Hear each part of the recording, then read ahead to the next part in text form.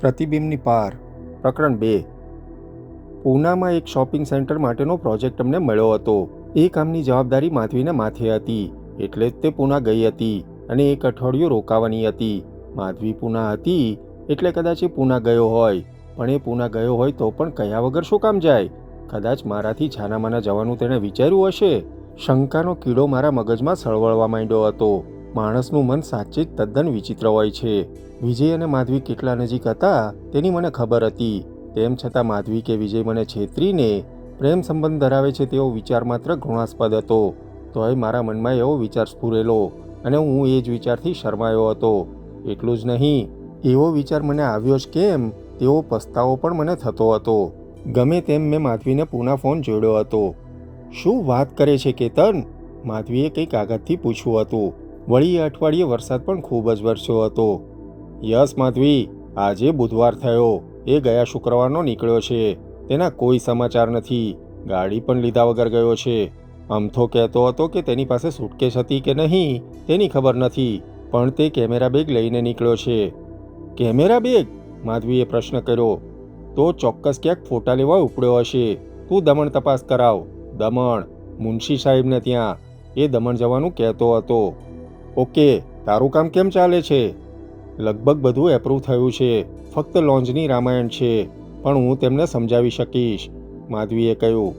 દરેક મકાનમાં સ્પેસનો ઉપયોગ અને સ્પેસની ફીલ થવી જોઈએ તેમ તે માનતી, અને ગમે તેમ કરીને તેના પોતાના વિચારો તે ક્લાયન્ટને સમજાવી શકતી. મેં ફોન મૂક્યો. દમણમાં અમારા એક વડીલ મિત્ર રહેતા, મિસ્ટર મુનશી. તેમને ત્યાં અમે ઘણી વખત રજા ગાળવા જતા હતા. તેમની સાથે વાત કરી, પણ વિજય ત્યાં આવ્યો ન હતો. બીજે દિવસે સવારના પહોરમાં પાછો માધવીનો ફોન આવ્યો હતો. મેં ક્યાં ક્યાં તપાસ કરી હતી તેનો અહેવાલ આપ્યો. અમથાલાલને પણ લગભગ 2 કલાકે મેં ફોન કર્યો, પણ વિજયના કોઈ વાવડ ન હતા. હું સાંજની ફ્લાઇટમાં આવું છું. માધવીએ પૂનાથી મુંબઈ જતા પહેલાં મને ફોન કર્યો. કેતન, તે જાસોદ તપાસ કરાવી? મને એ વિચાર આવેલો જ હતો. જાસોદમાં એમ કે સિંહને ત્યાં ફોન હતો. મેં 2 વખત કોલ જોડ્યા હતા. બંને વખત એમ કે મળ્યા ન હતા. તેમના પત્ની શ્યામકુંવરબાએ બંને વખત જવાબ આપ્યો હતો. વિજય ત્યાં આવ્યો ન હતો, મતલબ કે દરબારગઢમાં આવ્યો ન હતો. કેસરબાગ પેલેસ આમ તો અવાવરું ઇમારત જ કહી શકાય. તે એમ કેના હિસ્સે આવી હતી, પણ ત્યાં એ રહેતા નહીં. માધવી સાંજે આવી ગઈ હતી અને વિજય જોશીની શોધના અભિયાનમાં લાગી હતી. કેતન, મને એ સમજાતું નથી કે આજ સુધી તે પોલીસમાં ફરિયાદ કેમ નોંધાવી નથી? તેના પ્રશ્નનો જવાબ મારી પાસે ન હતો. કેતન, આમ બાગાની માફક જોયા શું કરે છે? વિજયને ગુમ થયે અઠવાડિયું થયું અને તારા પેટનું પાણી નથી હલતું. What do you mean Madhavi? પેટનું પાણી નથી હલતું એટલે? 5 દિવસથી આખી ઓફિસ તેની તલાશમાં લાગી છે. પણ તેનો અર્થ શું? તમારે તરત પોલીસને ફરિયાદ કરવી જોઈએ ને? અરે પણ એવો તો કેવી રીતે ખ્યાલ આવે? 5 દિવસ સુધી તે ગાયબ રહેશે તેવી કલ્પના જ ન હોય ને? ઓ કેતન, કેતન, ગંભીર બન્યું હોય, તેને અકસ્માત થયો હોય. અરે તેને કોઈ ઉઠાવી ગયું હોય. કદાચ તેનું ખૂન થયું હોય. You don't know. Anything might have happened. માધવીને સમજાવવી, શાંત પાડવી મુશ્કેલ હતી. આખરે મેં નિર્ણય લીધો હતો અને હું સીધો પોલીસ સ્ટેશને ગયો હતો. મારી જિંદગીમાં ક્યારેય હું પોલીસ સ્ટેશને ગયો ન હતો. આ દેશની પોલીસ ચોકીમાં એક ફરિયાદી તરીકે જેને પણ જવાનું થયું હશે તે જ કદાચ એ ભયાનક અનુભવને વર્ણવી શકે અને સમજી શકે. પોલીસ સ્ટેશનની બહાર એક વાયરલેસ સાથેની વાન પડી હતી. તેમાં 2 કોન્સ્ટેબલો બેઠા હતા. તેનાથી થોડેક છેટે સિવિલિયન ડ્રેસમાં ડી સ્ટાફના 2-3 જણ ચા પીતા ઊભા હતા. ચાની કીટલી લઈને એક નાનો છોકરો એ લોકોની વાતો સાંભળતો ઊભો હતો. પોલીસ ચોકીની ગંધાતી પડાળીમાં 3-4 ગરીબ માણસો ઊભે પગે બેઠા હતા. ઓટલા પર એક કોન્સ્ટેબલ ઊભો હતો. પોલીસ સ્ટેશનના વચલા કમરામાં ઇન્સ્પેક્ટર મોતીલાલ પટેલની ઓફિસ હતી, પણ તેમાં કોઈ હતું નહીં. બાજુની એક ઓરડીમાં એક પાટલી પર કોઈ રાઇટર કોન્સ્ટેબલ બેઠો હતો અને તેના પગ પાસે એક ડોસો અને એક 20 વર્ષની છોકરી એક નાનકડા બાળકને ખોળામાં લઈને બેઠી હતી. છોકરું રડતું હતું અને તૂટેલા હાથાવાળી ખુરશીમાં બેઠેલો હેડ કોન્સ્ટેબલ નઠારી ગાળો બોલીને પેલી છોકરીને તતડાવતો હતો. સાલી હરામજાદી, જો ખોટો લખાવ્યું છે ને તો તારી ખાલ ઉતારી નાખીશ. અમે શું કામ ખોટું બોલીએ સાહેબ? ડોસો કરગરીને બોલતો હતો. તારી જાતને હું ઓળખું છું. તારી આ છીનાળ છોકરી એક તો દાગીના ઉઠાવી ગઈ છે અને ઉપરથી સાલી ફરિયાદ કરવા આવી છે. કહીને કોન્સ્ટેબલે એ છોકરીના ઢીંચણ પર તેનો બૂટ મૂક્યો. છોકરું ગભરાઈને રડવા માંડ્યું. ચૂપ રાખ તારા છોકરા. હું ઓરડાના બારણે કંઈક થીજીને ઊભો રહ્યો. એક્સક્યુઝ મી, મેં કહ્યું, અને લગભગ તે સાથે જે કોન્સ્ટેબલે મને પૂછ્યું, શું છે તમારે? મારે એક ફરિયાદ નોંધાવવાની છે. શેની ફરિયાદ? પેલાએ પૂછ્યું. વિજય જોશી નામનો મારો દોસ્ત 5 દિવસથી ગુમ છે. 5 દિવસથી ગુમ છે અને તમને અત્યારે ફુરસદ મળી? હેડ કોન્સ્ટેબલે પૂછ્યું. શું નામ તમારું? કેતન એમ મહેતા. શું ધંધો કરો છો? આર્કિટેક્ટ, મેં કહ્યું. એટલે મને નવાઈ લાગી. સ્થપતિ, મેં ગુજરાતીમાં કહ્યું. કઈ હોસ્ટેલમાં છો? હેડ કોન્સ્ટેબલને ગૃહપતિ શબ્દ આવડતો હતો. હોસ્ટેલમાં નહીં. તો પછી તમે કહ્યું ને? તમે શું કહ્યું? મેં કહ્યું સ્થપતિ છું. હવે સરખું બોલશો કે પછી પંતુજીની જેમ વાત કરશો? ધંધો શું કરો છો? તેણે પૂછ્યું. મારા દિમાગમાં ગુસ્સો ઉભરાતો હતો, પણ એ ગુસ્સો રજૂ કરવાની મારામાં આમ ન હતી. બિલ્ડિંગની ડિઝાઇનનું કામકાજ કરું છું. તો એમ સરખું કહો ને, ઇજનેર છો. બોલો, શું હતું? મારો ભાઈબંધ વિજય એસ જોશી ગયા શુક્રવાર રાતના 8 વાગ્યાથી ગુમ છે. અમે લગભગ બધે તપાસ કરી. આટલા દિવસ તેમાં જ મોડું થયું. ફરી વખત એ પહેલો જ સવાલ ન પૂછે એટલા માટે મેં કહ્યું. કંટાળીને પછી ફરિયાદ કરવા આવ્યો છું. કેટલી ઉંમર હતી? મારા જેટલી જ, 28-29 વર્ષ. તે એમના કોઈ સગા નથી તે તમારે આવવું પડ્યું? તેના મા બાપ અને એક બહેન આફ્રિકા છે. એ અહીં શું કરતો હતો? મારો ભાગીદાર હતો. અમે નિર્માણ નામની કંપની ચલાવીએ છીએ. ક્યાંથી ગુમ થયો? શુક્રવારે ઓફિસથી મોડો ઘેર ગયો, પછી ઘરેથી નીકળ્યો અને પાછો આવ્યો નથી. તમે 2 કલાક પછી આવો. પટેલ સાહેબ આવે એટલે. તમે? હું હેડ કોન્સ્ટેબલ છું, ચોરી અને બખેડાના ચાર્જમાં. તમારાથી કમ્પ્લેન નહીં લેવાય? હવે તમને મેં કહ્યું ને કે સાહેબ ઇન્ક્વાયરી કરીને કમ્પ્લેન લેશે, તે બોલ્યો. એ હરામખોર, તું શું જોયા કરે છે? લખાવ ને તારા બાપને. રાતે તું ક્યાં ગઈ હતી? તારો પડોશી કહે છે કે દાગીના ઉઠાવીને તું તારા બાપને ત્યાં જતી રહેલી. આમાં સાચું શું? તે પેલી ઓરતને ગંદી ગાળો દેતો ગયો. હું બારણામાં ઊભો રહ્યો. તમે જાઓ મિસ્ટર, આ તો અમારે રોજનું થયું. 2 કલાક પછી આવો. તે મને રવાના કરવા જ માગતો હતો. એ હેડ કોન્સ્ટેબલ હતો તેનો મને ખ્યાલ તેની ખભાપટ્ટી પરથી આવ્યો હતો, પણ તેનાથી ઊંચો અધિકારી બીજો કોઈ હતો નહીં. એટલે ધોયેલા મોળા જેવો હું પાછો ફેર્યો. કમ્પ્લેન નોંધાવી? માધવીએ મને ઘરમાં પેસતા જ પૂછ્યું. પોલીસ સ્ટેશનમાં સાહેબ ન હતા. 2 કલાક પછી આવશે. કેતન, તું સાચે જ? અરે કોઈ તો હશે ને? હેડ કોન્સ્ટેબલ હતો, મેં કહ્યું. એક તો પોલીસ સ્ટેશનથી હું ખીજાઈને ખિન્ન થઈને કંઈક નપુંસકતાના ભાવ સાથે ઘેર આવ્યો હતો. તેમાં પાછી માધવી મારો વાંક કાઢી રહી હતી. તું દેસાઈને વાત કરને, એ પણ પોલીસ ખાતામાં છે ને, તે બોલી. તેનો નંબર મને યાદ નથી. અરે પોલીસ કંટ્રોલમાં પૂછ, માધવીએ કહ્યું. મેં લગભગ કમ અને ફોન જોડ્યો. નમસ્કાર, પોલીસ કંટ્રોલ. પોલીસ કંટ્રોલ પર ફોન કરવાનો પણ મારો પહેલો અનુભવ હતો, પણ સામેથી જે વિવેકથી વાત થઈ તેનાથી મારામાં થોડો આત્મવિશ્વાસ પાછો આવ્યો. મારે ઇન્સ્પેક્ટર દેસાઈનો નંબર જોઈતો હતો. કોણ બોલો છો? કેતન મહેતા, મેં કહ્યું. સાહેબ, આપની પાસે ટેલિફોન ડિરેક્ટરી નથી? ડિરેક્ટરી તો છે, પણ મારે જાણવું હતું કે અત્યારે છે ક્યાં. ક્યાં દેસાઈ? હિમાંશુ દેસાઈ, મેં કહ્યું. એ ટ્રાફિકમાં છે, પેલાએ કહ્યું અને મને નંબર આપ્યો. મેં નંબર જોડ્યો. દેસાઈ સાહેબ બંદોબસ્તમાં છે. 2 દિવસ પછી હોમ મિનિસ્ટર આવવાના છે. તેની સિક્યોરિટી અને ટ્રાફિક રૂટના બંદોબસ્તમાં છે. સાંજે 8 વાગે આવશે. મેં ફોનનું રિસીવર હેઠે મૂક્યું. ડેમિટ માધવી, 8 વાગ્યા પહેલાં ફરિયાદ જ નહીં લેવાય. ધીસ ઇઝ નોનસેન્સ, કહીને તે રસોડામાંથી હાથ લૂછતા બહાર આવી. મારે પપ્પાને ફોન કરવો પડશે. માધવીના પિતા રાજસ્થાન સરકારમાં મોટા હોદ્દા પર હતા, એટલે સ્વાભાવિક તેમની વગ સરકારમાં હોય, પણ તેમને અહીં બોલાવવા કે વિજયને શોધવાનું કામ સોંપવા માટે તેમની વગનો ઉપયોગ કરવો મને ગમતી વાત ન હતી. બી પેશન્ટ ડિયર, પ્લીઝ એક વખત મને પોલીસમાં ફરિયાદ નોંધાવી દેવા દે. જરૂર પડશે તો આપણે પોલીસ કમિશનરને મળીશું. મેં તેને સધિયારો આપ્યો. 2 કલાક પછી હું પાછો નવરંગપુરા પોલીસ સ્ટેશને પહોંચ્યો હતો. પટેલ સાહેબ આવી ગયા હતા. તેમની ઓફિસમાં બીજા 2 સબ ઇન્સ્પેક્ટરો અને સાદા ડ્રેસમાં એક સજ્જન પણ બેઠા હતા. ટેબલ પર છાપાના ખુલ્લા પડીકામાં ઢગલો દાળવડા પડ્યા હતા. દાળવડા અને મરચાંની જયાફત ઉડી રહી હતી. પેલા હેડ કોન્સ્ટેબલ જેનું નામ જોરુભા હતું તેણે જગ્યા બદલી હતી અને એ સાહેબની કેબિનની બહાર ખુરશી મૂકીને બેઠો હતો. આંગણામાં બીજી એક જીપ ગાડી આવીને ખડી હતી. પેલો ડોસો અને તેની છોકરી હજુ ત્યાં જ હતા. એસપી સાહેબ આવ્યા છે, જોરુભાએ કહ્યું. તમે બેસો, થોડી વાર લાગશે. મારે 5 જ મિનિટનું કામ છે, મેં કહ્યું. તમને સાહેબે કહ્યું ને કે બેસો, તે બોલ્યો અને હું બાજુના કમરામાં જઈને પાટલી પર બેઠો. પેલા ડોસાની આંખને ખૂણે ભીનાશ બરફની જેમ ઠરી ગઈ હતી. તેની છોકરીએ તેના ફાટેલા બ્લાઉઝની કિનાર ઊંચી કરીને છોકરાને ધવરાવવાનું શરૂ કર્યું હશે. બાળક તેની સ્તનની ચીચુક મોઢામાં રાખીને ઊંઘી ગયું હતું. છોકરી સ્થિર નજરે પાટલાના પાયા તરફ જોઈ રહી હતી.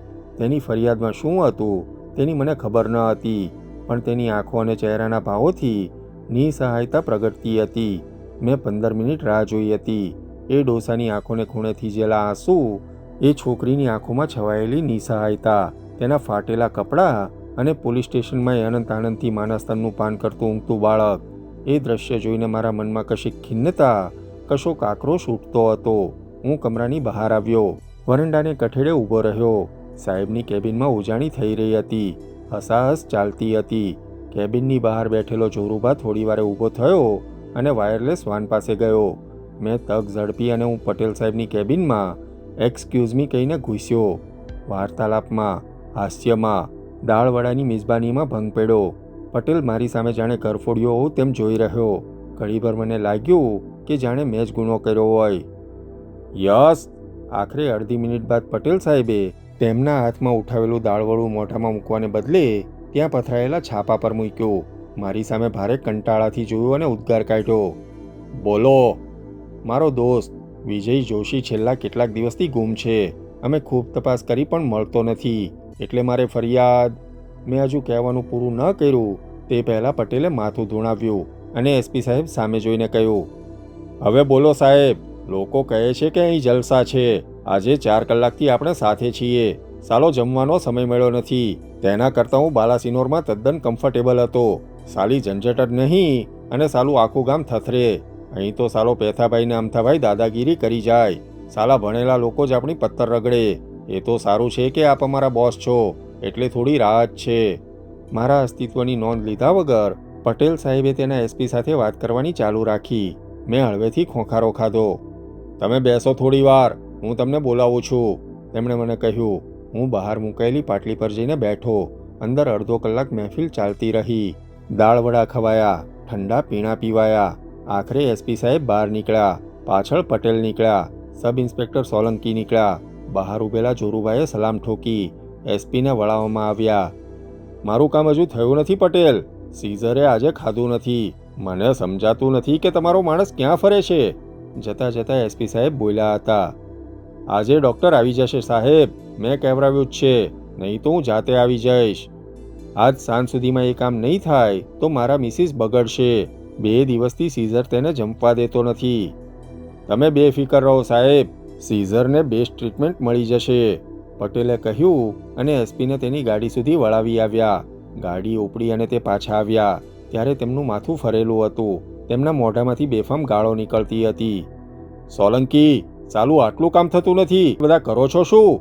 2 નાનકડું કામ તમારાથી થતું નથી. સાહેબ, મેં મનુસિંહને ઇન્સ્ટ્રક્શન આપીને મોકલ્યો હતો, પટેલની પાછળ પાછળ આવતા સબ ઇન્સ્પેક્ટર સોલંકીએ કહ્યું. પણ એ સુવર મનુસિંહ છે ક્યાં? જોરુભા ને ક્યાં ફરે છે આરામજાદો? પટેલે ત્યાં ઊભેલા હેડ કોન્સ્ટેબલને કહ્યું અને તેની ઓફિસમાં જઈને ટેબલ પર હાથ પછાડ્યો. જોરુભા દોડતો પગથિયા ઉતર્યો. સોલંકી સમજીને બહાર જ ઊભો રહ્યો. મેં સાહેબની ઓફિસમાં ડોક્યું કર્યું. મે આઈ કમ ઇન સર? મેં કહ્યું. પટેલ સાહેબ ગુસ્સાથી મારી સામે જોઈ રહ્યા. શું છે ભાઈ? મારો દોસ્ત વિજય જોશી છેલ્લા કેટલાક દિવસથી ગુમ છે. મેં ફરી વખત રેકર્ડ વગાડી. તેનું શું કરવું છે? મારે પોલીસ કમ્પ્લેન કરવી છે. તો કરો ને, કોણે ના પાડી છે? જોરુભાને લખાવી દો, પટેલ બોલ્યો અને ત્યાં જ મનુસિંહ આવી પહોંચ્યો. જોરુભા તેની પાછળ આવ્યો. મનુસિંહે સલામ ઠોકી. એ ડી સ્ટાફનો કોન્સ્ટેબલ હતો. મનુસિંહ, ક્યાં રખડો છો તમે? પટેલ તાળુક્યો. અહીં જતો, લારીએ ચા પીતો હતો, હમણાં જ તપાસમાંથી આવ્યો. શેની તપાસ? પટેલે અવાજ મોટો કર્યો. સ્વસ્તિકમાં પેલી ચોરી થઈ છે તેની તપાસમાં વાડ જ ગયો હતો. ₹1,00,000 માલ ગયો છે. અરે પણ મેં તમને કહ્યું નહોતું કે નવા એસપી આવ્યા છે? તેમના કૂતરાનો કાન પાક્યો છે. તે તત્કાળ પેલા ડૉક્ટરને લઈને જવાનો છે. 2 દાડાથી સાલું આટલું કામ ન થાય તો આપણી આબરૂનું શું? એસપીને થાય કે નહીં કે આપણું કામ જ રેઢિયાળ છે. સાહેબ 2 વખત હું ડૉક્ટર પાસે જઈ આવ્યો. સાહેબનું સરનામું આપ્યું હતું. એમ ન ચાલે મનુષી. તમે ગાડી લઈને જાઓ અને સાલા ડાક્ટરને તેમાં બેસાડીને લઈ જાઓ. અત્યારે જ ઉપડો, સમજ્યા ને? પણ સાહેબ વાડજમાં જ ચતુર્યો છે તેવી બાતમી મળી છે. હમણાં જો 4-6 જણ જઈએ તો ઝેર કરી શકાય. અરે તેલ લેવા ગયો ચતુર્યો. એ તો સાલો આજે નહીં તો કાલે પકડાશે. પણ તમે પહેલાં એસપીના કૂતરાનું કામ પતાવો ને. જી સાહેબ. મનુષીએ સલામ ઠોકી અને વિદાય થયો. તે સાથે પટેલે મને જોયો. શું છે ભાઈ? બોલો ને, ક્યારના થાંભલાની જેમ ઊભા રહ્યા છો? મારું મગજ ગુસ્સાથી ધમધમવા માંડ્યું હતું, પણ મેં ઊંડો શ્વાસ લઈને મગજને કાબૂમાં લીધું. મારો દોસ્ત ગુમ થયો છે, મારે ફરિયાદ કરવી છે, મેં કહ્યું. મેં ફરીથી વિગતો આપી. તેમનું મગજ અસ્થિર તો નહોતું ને? નહીં, સહેજ પણ નહીં. અને સાંજ સુધી અમે સાથે કામ કર્યું હતું. શેનું કામકાજ? આર્કિટેક્ટનું. તમારે ત્યાં નોકરી કરતા હતા? નહીં, એ મારો ભાગીદાર છે. નિર્માણ નામની અમારી પેઢી ચાલે છે. ફરિયાદ કરવા તમે કેમ આવ્યા છો? પટેલે પૂછ્યું. હું કેમ આવ્યો છું? અરે એ મારો જીગરજાન દોસ્ત છે. અરે ભાઈ, દોસ્ત હોય કે નહીં, તેના સગાવાલામાં કોઈ નથી? પત્ની કે મા બાપ? પત્ની નથી, એ પરણ્યો નથી. મા બાપ અહીં નથી, એ એકલો જ રહે છે.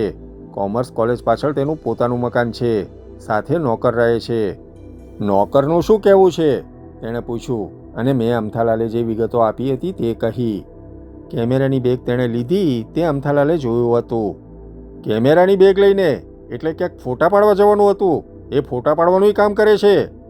નહીં, કેવળ શોખની ફોટોગ્રાફી કરે છે. ક્યારેક એ ફોટા પાડવા માટે નીકળી જાય છે. એટલે 2 દિવસ તો અમને થયું કે તે ફોટોગ્રાફી કરવા ગયો હશે, પણ પછી ચિંતા થવા માંડી. એટલે બસ ગમે તે ફોટા પાડે છે? પટેલે પૂછ્યું. એ બુદ્ધિના લટને મારે કેવી રીતે સમજાવવું કે તે ફોટોગ્રાફી આનંદ માટે કરે છે, કલાની દ્રષ્ટિએ કરે છે, આંતરરાષ્ટ્રીય પ્રદર્શનોમાં તે ભાગ લે છે. હું કશું બોલ્યો નહીં. કોઈ બીજા લફરા નથી ને? પટેલે વિચિત્ર સવાલ કર્યો. એવું કંઈ હોય તો મને તો ખબર હોય ને, મેં જવાબ આપ્યો. વિજય વિશે મેં તેણે જે સવાલ પૂછ્યા તેની માહિતી આપી. તેનો રોજનો કાર્યક્રમ, તેના ઘરનું વર્ણન, તેના બીજા દોસ્તોના નામ, પડોશીઓના નામ, તેની મોટર અને ફોનનો નંબર વગેરે વગેરે. એક કામ કરો, તમે હજુ 2-1 દિવસ રાહ જુઓ, પછી કમ્પ્લેન નોંધાવો. ઘણી વખત અમારે ખોટી દોડાદોડી થાય છે. તમે જાઓ, એ આવી જશે. તમે કહો છો કે મોટર લઈને નથી ગયો એટલે અકસ્માત થયો હોય તે શક્ય નથી. તમે હોસ્પિટલોમાં તપાસ કરી? એ ત્યાં પણ નથી. તમે કહો છો કે ફોટોગ્રાફી માટે અવારનવાર જાય છે? જી, મેં કહ્યું.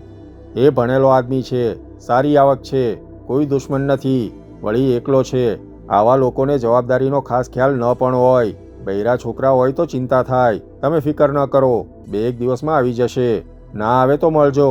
ચાલો ત્યારે, મારે ખૂબ કામ છે, કહીને પટેલે મુલાકાત પૂરી કરી. હું કશું બોલું તે પહેલાં તેણે જોરુભાને બૂમ પાડી. જોરુભા, પેલો એ કૂતરાની મોકણ આજે પૂરી કરો. અને જુઓ, ઘેર જાઓ ત્યારે થોડા બટાકા અને શક્કરિયા ઘેર આપતા જજો. હું બહાર નીકળ્યો. તદ્દન ખિન્ન મને ઘરે પહોંચ્યો. માધવી મારી રાહ જોઈ રહી હતી. શું થયું? પોલીસમાં કમ્પ્લેન કરી? ઇન્સ્પેક્ટર પટેલ કહે છે 2 દિવસ રાહ જુઓ. મેં હતાશ થઈને માત્ર એટલું કહ્યું અને તે ઉછળી ઉઠી. Vote nonsense! તે કમ્પ્લેન નોંધાવી કે નહીં? તેણે શરૂ કર્યું. માધવી મારી પત્ની હતી. એક જમાનામાં અમે દોસ્ત હતા. અમે એકમેકને અનહદ પ્રેમ કરતા, ખભો મિલાવીને સાથે કામ કરતા. પરંતુ એ બધું તો મિનિટોમાં જ ભૂલી ગઈ હતી. હું તદ્દન અજાણ્યો, એક તદ્દન નકામો, પાણી વગરનો અદનો આદમી હોઉં તેમ તેણે મારી ખબર લઈ નાખી. મારે તેને કેવી રીતે સમજાવવું કે પોલીસ સ્ટેશનમાં શું થયું? સાહેબને માટે વિજય જોશી કરતા એસપી સાહેબનો કૂતરો મહત્વનો છે. હું કશું જ બોલ્યો નહીં. તે શાંત પડી પછી મેં તેને સમજાવ્યું. તેણે હથેળીમાં મુઠ્ઠી પછાડી અને બોલી. મારે ડેડીને જ કહેવું પડશે, તારાથી કંઈ થવાનું નથી. તેના કરતાં હું જ પોલીસ સ્ટેશને ગઈ હોત તો વધારે સારું થાત. Now you have સ્પોઇલ્ડ that also, કહીને તેણે ફોન જોડ્યો. તેના પિતા રાજસ્થાન ગવર્મેન્ટમાં ચીફ સેક્રેટરી હતા. ખૂબ જ ઇન્ફ્લુએશન માણસ હતા. માધવીના પિતા દિલીપ પંચાલ કેવળ ચીફ સેક્રેટરી જ નહીં, એક સારા લેખક પણ હતા. ગુજરાત, રાજસ્થાન અને દિલ્હીમાં તેમને સૌ કોઈ ઓળખતા. માધવી તેમની એકની એક દીકરી હતી. તેણે ગુસ્સામાં ફોન કર્યો. હલો, યસ, હું પંચાલ સાહેબની દીકરી બોલું છું, તેણે ફોનમાં કહ્યું. અરે તે ચીફ મિનિસ્ટર સાથે કોન્ફરન્સમાં હોય કે રાષ્ટ્રપતિ સાથે, આઈ ડોન્ટ કેર, તમે તેમને લાઈન આપો, આ જીવન મરણનો સવાલ છે. માધવીએ પંચાલ સાહેબના પીએને ખખડાવી નાખ્યો. પંચાલ સાહેબ તરત લાઈન પર આવ્યા. ડેડી, ધીસ ઇઝ હોરિબલ, કહીને તેણે વિજયના ગુમ થવાના સમાચાર આપ્યા. કેટલી તપાસ કરી હતી તે પણ કહ્યું. અહીં કોઈ પોલીસ કમ્પ્લેન લેતી નથી. અહીં પોલીસ સ્ટેશનમાં કોઈ પટેલ ઇન્સ્પેક્ટર છે નહીં. હું ફરિયાદ કરવા ગઈ ન હતી, કેતન ગયો હતો. But the main is simply a swine. તેને એસપી સાહેબના કૂતરાની વધારે પડી છે. નહીં ડેડી, તમે અહીં આવી જાઓ પ્લીઝ. તું કેતનને ફોન આપ અની, આ મુશ્કેલાઈ જવાની જરૂર નથી, તેના ડેડીએ કહ્યું અને તેણે ફોન મારા પર નાખ્યો. માધવી ભાગ્યે જ ગુસ્સે થતી, પણ આજે તેના ચહેરા પરથી જાણે કે ભડકા થતા હતા. ગુડ મોર્નિંગ સર, મેં કહ્યું. આ માધવી કેમ ઉશ્કેરાયેલી છે? સાહેબે પૂછ્યું. મેં તેમને વિજય મારાથી છૂટો પડ્યો ત્યારથી શું થયું હતું તે વાત કહી. પોલીસનું શું છે? એમણે હળવેથી પૂછ્યું. મેં સહેજ પણ અકળાયા વગર કહ્યું. એમાં ચિંતા કરવા જેવું નથી ડેડી, હું પહોંચી વળીશ. હજુ એ વાક્ય પૂરું કરું તે પહેલાં માધવીએ મારા હાથમાંથી ફોન ખેંચી લીધો. Daddy, you do something. કેતનને એ લોકો ગાંઠશે નહીં. તમે અમદાવાદ કમિશનરને ફોન કરો. કલેક્ટર પરમાર તો તમારા દોસ્ત છે. 2 દિવસમાં ગમે તે થઈ શકે. આ મિનિટથી જ તપાસ શરૂ થવી જોઈએ. આઈ એમ ટેરિબલી વેરીડ ડેડી. તમે તો જાણો છો કે પોલીસ ખાતું કેવું હોય છે. લાગવગ વગર કશું થશે નહીં. મને સાચી જ ચિંતા થાય છે ડેડી. માધવીએ રટ લીધી. વિજયને કોઈકે લૂંટીને મારી નાખ્યો હશે? તેની લાશના ટુકડા કરીને ફેંકી દીધી હશે? કે પછી અકસ્માતને કારણે તેની એવી ઈજા થઈ હશે કે જેથી કદાચ તે પોતાની સ્મૃતિ ગુમાવી બેઠો હશે? કે આતંકવાદીઓ તેનું અપહરણ કરી ગયા હશે? માધવી બોલે જ જતી હતી. ઓકે ઓકે માધુ, હું વ્યવસ્થા કરું છું, તું ઠંડી પડ પ્લીઝ. આપણે બધી જ તપાસ કરાવીશું. ડેડી, તમે શું કર્યું તેનો વળતો ફોન કરો પ્લીઝ, માધવીએ કહ્યું અને આખરે ફોન મૂક્યો. માધવી તેમને કેટલી લાડકી હતી તેની મને ખબર હતી. તેમને માધવી માટે જેટલો પ્રેમ હતો તેટલો જ ગર્વ હતો. માધવી અભ્યાસમાં અવ્વલ નંબર રાખતી. માધવીની મમ્મી પણ આઈએએસ થયેલી હતી. તેમણે થોડો વખત પહેલાં જ નોકરી છોડી હતી અને રાજસ્થાનમાં સામાજિક કાર્ય શરૂ કર્યું હતું. મારા અને માધવીના લગ્ન થયા તે પહેલાં જ માધવીને કારણે પંચાલ સાહેબનો પરિચય થયો હતો અને પંચાલ દંપતીને એવો તો ખ્યાલ આવી જ ગયો હતો કે માધવી મારી કે વિજયની સાથે પરણશે. મારું અંગત એવું માનવું છે કે તેમને વધુ પસંદ વિજય હતો. એટલે જ માધવીએ જ્યારે મારા પર પસંદગી ઉતારી ત્યારે તેમણે ફક્ત આ જ પ્રશ્ન કર્યો હતો. આર યુ શ્યોર માધવી, તું કેતનની વાત કરે છે? માધવીએ પ્રશ્નનો અર્થ ન સમજે તેટલી નાસમજ ન હતી. તેણે સવાલનો શો જવાબ આપ્યો તે મને ખબર નથી. પણ એક વખત માધવીએ કહ્યું હતું, મિત્ર તરીકે મને હંમેશા વિજય ગમતો જ રહેશે. આઈ ડોન્ટ નો, તે મારો પતિ થાય તેવો ઉમળકો મને આવ્યો ન હતો. પણ તેમાં કેતન તારે ખાંડ ખાવાની જરૂર નથી. તેણે મને પ્રપોઝ કર્યું હોત તો મારે ડેડીનો અભિપ્રાય લેવો પડત. એન્ડ યુ નો, ડેડીને વિજય પહેલે જ દિવસથી ગમતો હતો. ખેર, માધવીના પિતાનો વળતો ફોન આવ્યો તો ન હતો, પણ તેને બદલે લગભગ કલાક પછી એક પોલીસ જીપ, એક વાયરલેસ વાન અમારા બંગલાના કમ્પાઉન્ડની બહાર આવીને ઊભી રહી. Inspector Patel, sub inspector Solanki, head constable Jorubha અને પેલી કંગાળ ઓરતનું સ્ટેટમેન્ટ લેતો રાઇટર પણ આવી પહોંચ્યો હતો. કેતન મહેતા, પટેલે ટોપી હાથમાં લઈ બગલમાં દબાવીને પ્રવેશ કર્યો. મેં તેમને આવકાર્યા. તમારે મને કહેવું તો હતું કે વાત આટલી અર્જન્ટ છે, અને મને કહેવું તો જોઈતું હતું કે કમિશનર સાહેબ તમારા ઘરના માણસ છે. બોલો, શી સેવા છે? 1.5 કલાકમાં પટેલની વાતચીત કરવાની ઢબ ફરી ગઈ હતી. હું ઝડપથી તૈયાર થયો, કારણ ઇન્સ્પેક્ટર પટેલ વિજયના ઘરથી તલાશ શરૂ કરવા માંગતો હતો. માધવી પોલીસો માટે શરબત લઈ આવી હતી. મેં તેની ઓળખાણ આપી હતી. એ માધવી છે, મારી પત્ની અને અમારા ફર્મની પાર્ટનર. એ પણ આર્કિટેક્ટ છે. મતલબ તમે અને વિજયભાઈ અને માધવી પાર્ટનર છીએ? ઓહ એમ, ઇન્સ્પેક્ટર બોલ્યો. થોડી વારમાં અમે વિજયને બંગલે પહોંચ્યા. અમથો ઘેર જ હતો. પટેલે પ્રશ્નો પૂછવાના ચાલુ રાખ્યા. અમથાએ તેની સ્ત્રીને અલગથી જવાબો આપવા માંડ્યા. પટેલ સાહેબે ઘરનું ઇન્સ્પેક્શન કર્યું. અમે સ્ટડી રૂમમાં આવ્યા. તેની બાજુની બાથરૂમને કન્વર્ટ કરીને વિજયે ડાર્ક રૂમ બનાવ્યો હતો. તેમાં બ્લેક એન્ડ વ્હાઇટ તેમજ કલર પ્રિન્ટ કાઢવાના મેન્યુઅલ, એનલાર્જર વગેરે ચીજો હતી. પટેલે ત્યાં થોડી પૂછપરછ કરી અને કહ્યું, મારે મિસ્ટર જોશીના 2-3 ફોટોગ્રાફ જોઈશે. પટેલ સાહેબ બોલ્યા, ફોટોને પૈસા પાર વગરના છ, તે બોલ્યો અને તેણે એક કબાટમાંથી 2 મોટા આલ્બમ ઉઠાવીને આપ્યા. પટેલ સાહેબે એક આલ્બમ ઉઠાવ્યું અને આડેધડ ખોલ્યું. તે સાથે જ તેમાંથી છૂટા પડેલા 2 ફોટા ફરસ પર પડ્યા. પટેલે ફોટા ઉઠાવ્યા અને આંખો પાડીને તે ફોટા સામે તાકી રહ્યો. પછી હળવેથી તેણે મારી સામે જોયું. તેના ચહેરા પર જે આશ્ચર્યાઘાત થયો હતો તે હું સિનેમાના કોઈ દ્રશ્યની જેમ જોઈ શકતો હતો. એ ફોટામાં વિજય અને માધવી હતા. આ મિસ્ટર વિજય જોશી છે? તેણે પૂછ્યું અને ઉમેર્યું, તમારા પત્ની સાથે? હવે સહેજ ડગાઈ જવાનો મારો વારો હતો. પટેલના હાથમાં જે ફોટોગ્રાફ હતો તે જોઈને સાચે જ માણસની મતિ મૂંઝાઈ જાય. તેમાંય તે જાણતો હોય કે માધવી મારી પત્ની છે અને વિજય જોશી મારો દોસ્ત છે, ત્યારે તેને સાચે જ કંઈક અજુગતી લાગણી થાય. વિજય અને માધવીના એ રોમાંચક ફોટોગ્રાફ્સ હતા. આ ફોટામાં માધવી સ્વિમિંગ કોસ્ચ્યુમમાં હતી અને ડાઇવિંગ બોર્ડ પર ઊભી હતી. તેનું આખું શરીર ભીંજાયેલું હતું. તેની પાછળ વિજય પણ સ્વિમિંગ ટ્રંક્સ પહેરીને માધવીની કેડને પકડીને તેને ધકેલતો હોય તેવી મુદ્રામાં હતો અને માધવીના ચહેરા પર અટ્ટાસ્ય અને ડર હતા. મને એકાએક પ્રસંગ યાદ આવ્યો. કલકત્તાની પાર્ક હોટલમાં સ્વિમિંગ પુલનું એ દ્રશ્ય હતું. લગભગ 5 વર્ષ થયા હશે. અમે દાર્જિલિંગ જતા કલકત્તા પાર્ક હોટલમાં રોકાયા હતા. સ્વિમિંગ પુલમાં સ્નાન કરતી વખતે ડાઇવિંગ બોર્ડ પરથી ડાઇવ કેમ મારવી તે વિજયે માધવીને શીખવ્યું હતું અને મેં જે ફોટો પાડ્યો હતો. બીજો ફોટો હોળીનો હતો. વિજયને માધવી બેફામ રીતે રંગી રહી હતી. તેમાં પણ માધવી ભીને કપડે હતી. તેના માથામાં અને ચહેરા પર ગુલાલનો ભીનો રેલો ઉતરેલો હતો. ઇન્સ્પેક્ટર પટેલે બંને ફોટોગ્રાફ ધ્યાનથી જોઈ રહ્યો અને તેણે આલ્બમ ખોલ્યું. આલ્બમમાં વિજયના, મારા, વિજયના માતા પિતાના, તેની બહેનના, મારા અને મારા 2 ભાઈઓના વગેરે અનેક ફોટા હતા. માધવી અને વિજય બંને સાથે હોય તેવા પણ ફોટા હતા, જેમાંના ઘણા અમે ભણતા હતા ત્યારના હતા. પટેલે ફોટોગ્રાફના બેકગ્રાઉન્ડમાં દેખાતું બિલ્ડિંગ અને કેમ્પસ ઓળખી ગયો હતો. કેટલા સમયથી તમે ભાગીદાર છો? પટેલ ક્યાંય સુધી આલ્બમ જોતો રહ્યો. પછી તેણે પ્રશ્ન કર્યો, કેટલા વખતથી એટલે? અરે અમે પહેલેથી સાથે જ છીએ. અમે ભણ્યા હતા પણ સાથે. તમે અને વિજય જોશી નહીં, તમારા પત્ની પણ. તે પણ અમારી સાથે ભણી છે. સ્કૂલ ઓફ આર્કિટેક્ચરમાં? પટેલે પૂછ્યું.